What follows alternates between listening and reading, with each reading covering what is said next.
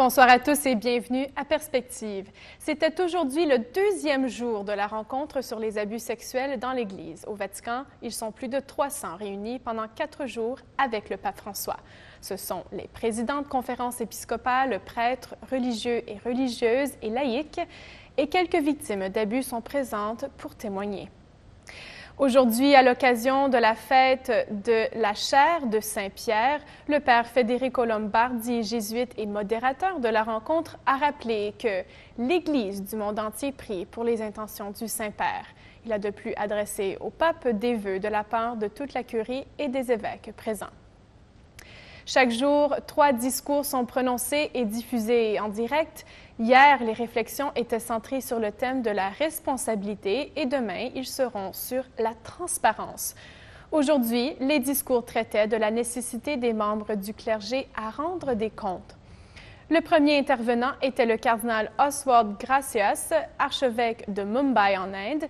Il a invité les évêques à se demander s'ils prennent au sérieux la notion de la correction fraternelle. Personne ne doit faire face aux problèmes d'abus seul ou croire que ça ne le concerne pas, expliquait-il, car l'évêque a le mandat de faire preuve de sollicitude envers toute l'Église. Voici un extrait de son discours. En tant qu'évêque, par ailleurs, nous assumons une responsabilité pour cela.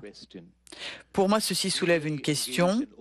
Est-ce que nous nous engageons vraiment dans une conversation ouverte?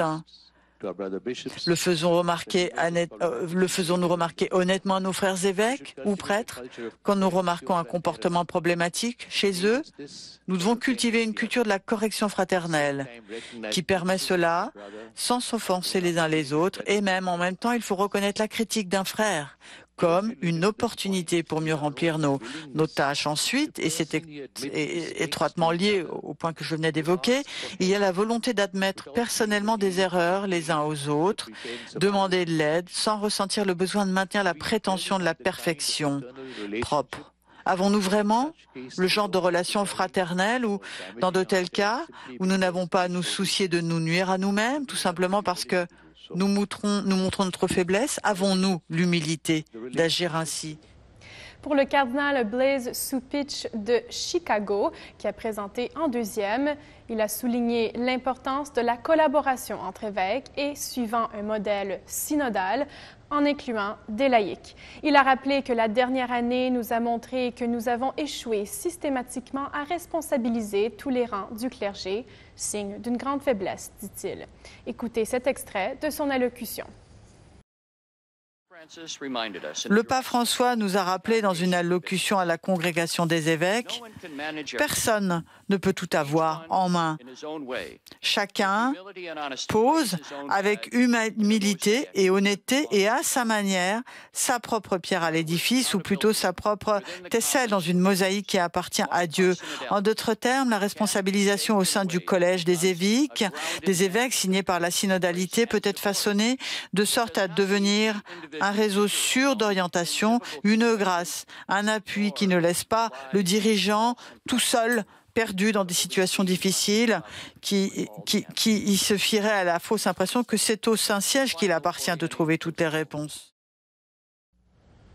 Enfin, Dr Linda Guissoni est intervenue la dernière, sous-secrétaire du dicaster pour les laïcs, la famille et la vie et consultante pour la Congrégation pour la doctrine de la foi.